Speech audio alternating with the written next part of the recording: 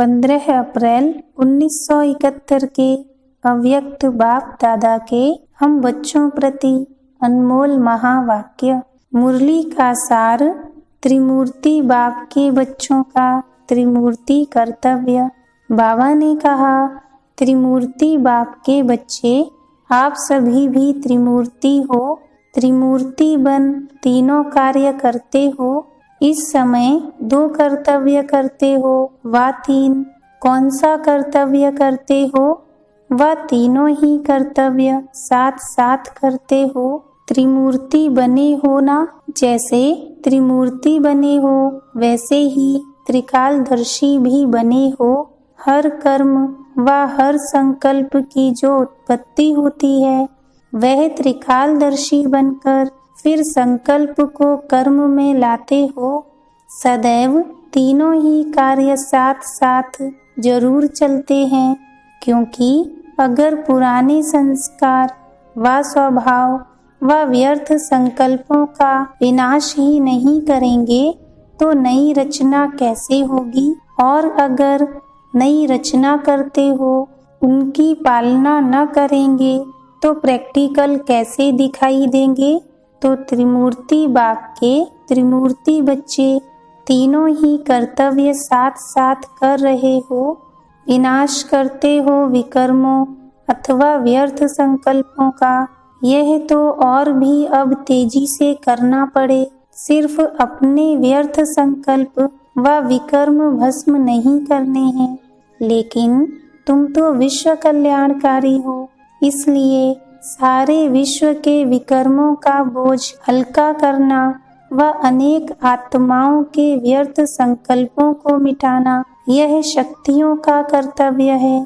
तो वर्तमान समय यही विनाश का कर्तव्य और साथ साथ नए शुद्ध संकल्पों की स्थापना का कर्तव्य, दोनों ही फुल फोर्स में चलना है। जैसे कोई बहुत तेज मशीनरी होती है तो 1 सेकंड में उस वस्तु का रूप, रंग, गुण, कर्तव्य आदि सब बदल जाता है। मशीनरी में पड़ा और बदली हुआ, ऐसे अभी यह विनाश और स्थापना की मशीनरी भी बहुत तेज होनी है। जैसे मशीनरी में पड़ते ही चीज का रूप रंग बदल जाता है, ऐसे इस रूहानी मशीनरी में आप लोगों के सामने जो भी आत्माएं आएंगी, आते ही उनके संकल्प, स्वरूप, गुण और कर्तव्य बदल जाएंगे। न सिर्फ आत्माओं के, लेकिन 5 तत्वों के भी गुण और कर्तव्य बदलने वाले हैं। ऐसी मशीनरी अब प्रैक्टिकल में चलने वाली है। इसलिए बताया कि विनाश और स्थापना दोनों कर्तव्य साथ साथ चल रहा है, अभी और ही तेजी से चलने वाला है। जैसे महादानियों के पास सदैव भिखारियों की भीड़ लगी हुई होती है, वैसे आप सभी के पास भी भिखारियों की भीड़ लगने वाली है। आपके पास प्रदर्शनी में जब भीड़ होती है तो फिर क्या करते हो? क्यू सिस्टम में, शॉर्ट में सिर्फ संदेश देते हो, रचना की नॉलेज नहीं दे सकते हो। सिर्फ रचयिता बाप का परिचय और संदेश दे सकते हो। वैसे ही जब भिखारियों की भीड़ होगी तो सिर्फ यही संदेश देंगे, लेकिन वह 1 सेकंड का संदेश पावरफुल होता है, जो वह संदेश उन आत्माओं के संस्कार के रूप में समा जाता है। सर्व धर्म की आत्माएं भी यह भीख मांगने के लिए आएंगी। कहते हैं ना कि क्राइस्ट भी बेगर रूप में है, तो धर्म पिताएं भी आप लोगों के सामने बेगर रूप में आएंगे। उनको क्या भिक्षा देंगे? यही संदेश। ऐसा पावरफुल संदेश होगा जो इसी संदेश के पावरफुल संस्कारों से धर्म स्थापन करने के निमित्त बनेंगे। वह संस्कार अविनाशी बन जाएंगे, क्योंकि आप लोगों के भी अंतिम संपूर्ण स्टेज के समय अविनाशी संस्कार होते हैं। अभी संस्कार अविनाशी बना रहे हो, इसलिए अब जिन्हों को संदेश देते हो और मेहनत करते हो तो अभी वह सदा काल के लिए नहीं रहता है। कुछ समय रहता है, फिर ढीले हो जाते हैं, लेकिन अंत के समय आप लोगों के संस्कार ही अविनाशी हो जाते हैं। तो अविनाशी संस्कारों की शक्ति होने के कारण उन्हों को भी ऐसी शिक्षा व संदेश देते हो जो उनके संस्कार अविनाशी बन जाते हैं। तो अभी पुरुषार्थ क्या करना पड़े, संस्कारों को पलटना तो है, लेकिन अविनाशी की छाप लगाओ। जैसे गवर्नमेंट की मोहर लगती है ना, सील करते हैं जो कोई खोल नहीं सकता, ऐसी सील लगाओ जो माया आधा कल्प के लिए फिर खोल ही न सके। तो अविनाशी संस्कार बनाने का तीव्र पुरुषार्थ करना है। यह तब होगा जब मास्टर त्रिकालदर्शी बन संकल्प को कर्म में लाएंगे। जो भी संकल्प उत्पन्न होता है, संकल्प को ही चेक करो। मास्टर त्रिकालदर्शी की स्टेज पर हूँ, अगर उस स्टेज पर स्थित होकर कर्म करेंगे तो कोई भी कर्म व्यर्थ नहीं होगा। विकर्म की तो बात ही नहीं है। अभी विकर्म के खाते से ऊपर आ गए हो। विकल्प भी खत्म और विकर्म भी खत्म।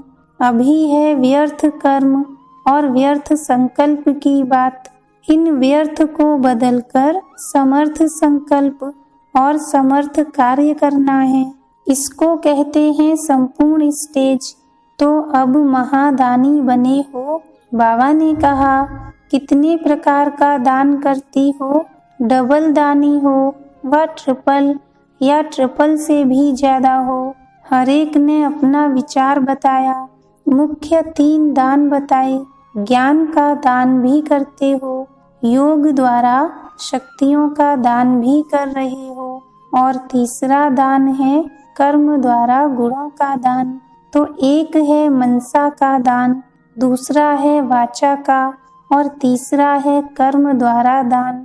मनसा द्वारा सर्व शक्तियों का दान, वाणी द्वारा ज्ञान का दान, कर्म द्वारा सर्व गुणों का दान। तो सदैव जो दिन आरंभ होता है उसमें पहले यह प्लान बनाओ कि आज के दिन यह तीनों दान किस किस रूप में करना है, और फिर दिन समाप्त होने के बाद चेक करो कि हम महादानी बने, तीनों ही प्रकार का दान किया। क्योंकि तीनों प्रकार के दान की अपनी अपनी प्रारब्ध व प्राप्ति है।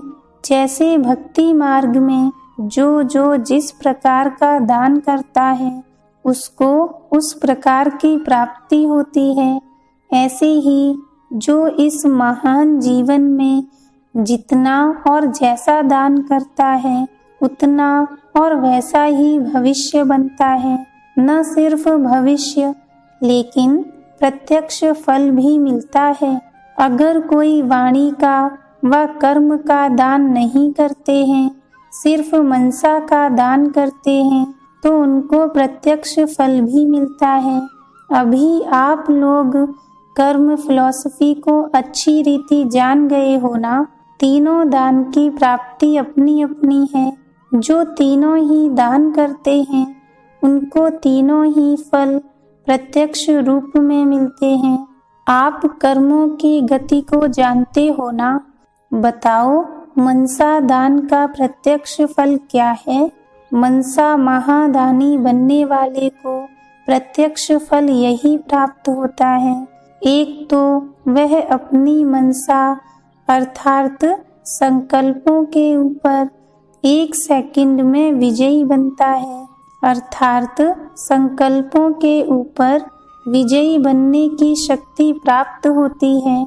और कितना भी कोई चंचल संकल्प वाला हो, यानी 1 सेकंड भी उनका मन एक संकल्प में न टिक सके, ऐसे चंचल संकल्प वाले को भी अपनी विजय की शक्ति में टेम्परेरी टाइम के लिए शांत व चंचल से अचल बना देंगे।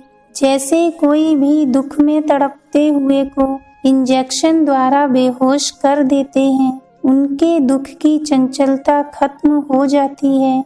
ऐसे ही मनसा द्वारा महादानी बनने वाला अपनी दृष्टि, वृत्ति और स्मृति की शक्ति से ऐसे ही उनको शांति का अनुभवी बना सकते हैं, लेकिन टेम्परेरी टाइम के लिए, क्योंकि उनका अपना पुरुषार्थ नहीं होता है, लेकिन महादानी की शक्ति के प्रभाव से थोड़े समय के लिए वह अनुभव कर सकता है।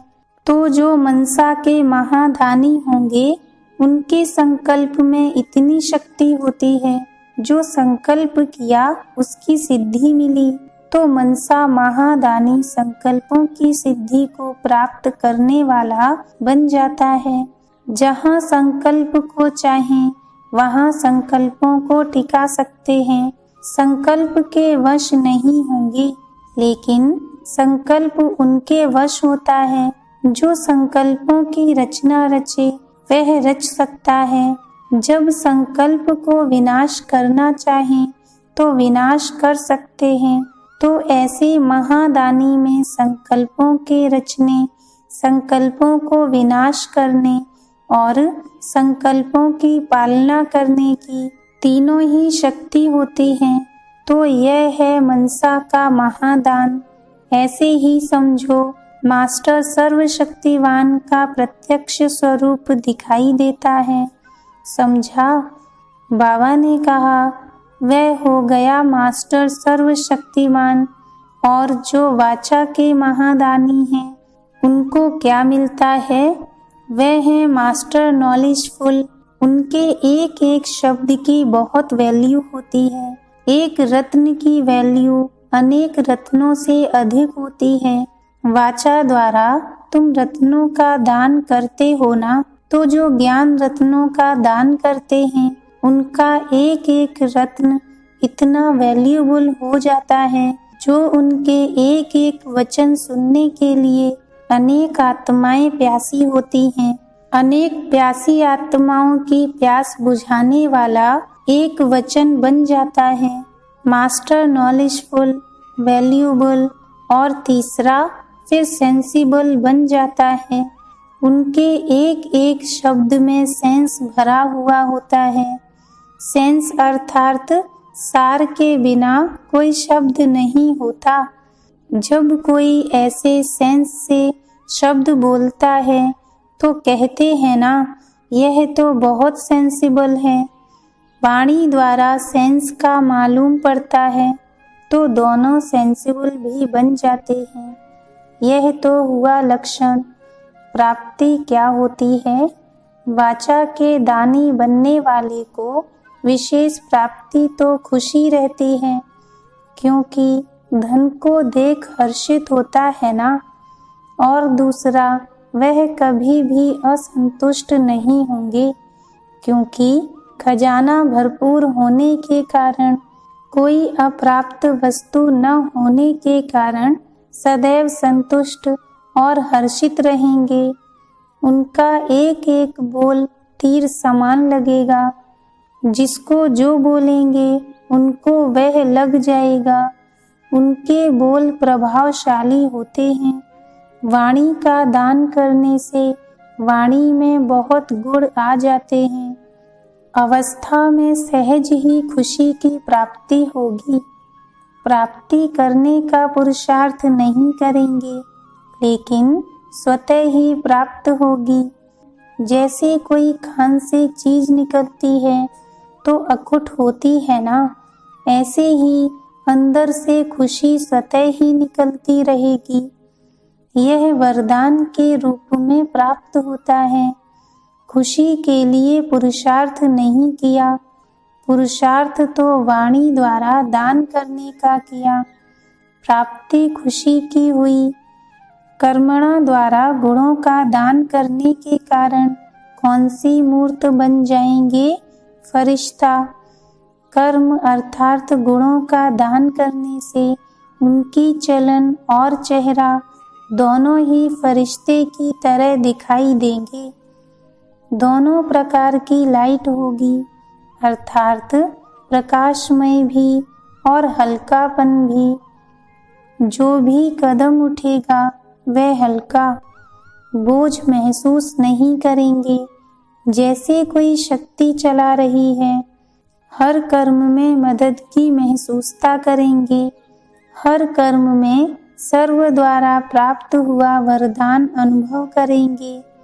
दूसरे हर कर्म द्वारा महादानी बनने वाला सर्व की आशीर्वाद के पात्र बनने के कारण सर्व वरदान की प्राप्ति अपने जीवन में अनुभव करेंगे।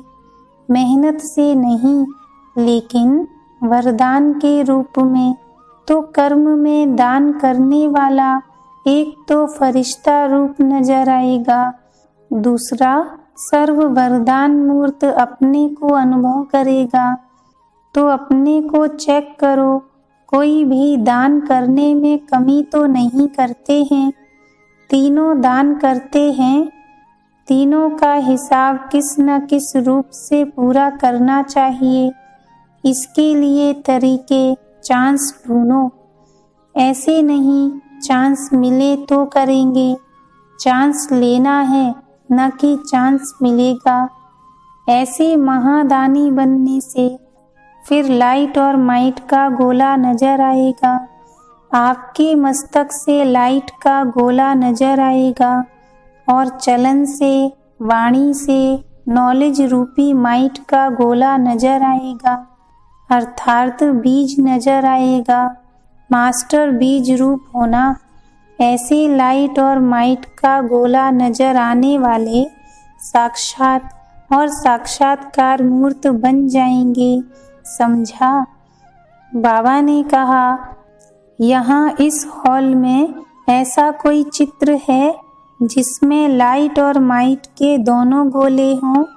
कोई ने कहा श्री लक्ष्मी नारायण का, कोई ने कहा ब्रह्मा का। तो बाबा ने कहा, दोनों चित्र को देखने से चेहरा ही जैसे बदल जाता है, तो आप लोग भी ऐसे चैतन्य चित्र बनो जो देखते ही सभी के चरित्र और नैन चैन बदल जाएं। ऐसा बनना है और बन भी रहे हो। वरदान भूमि में आना अर्थात वरदान के अधिकारी बनना। जैसे यात्रा पर जाते हैं, क्यों जाते हैं? पाप मिटाने। उस भूमि में यह विशेषता है तब तो जाते हैं। इस भूमि में फिर क्या विशेषता है? जो है ही वरदान भूमि, वहाँ वरदान तो प्राप्त है ही। अपने आप ही वरदान तो मिलेगा ना, मांगने की दरकार नहीं। इसलिए आज से मांगना बंद, अपने को अधिकारी समझो। अच्छा, ओम शांति।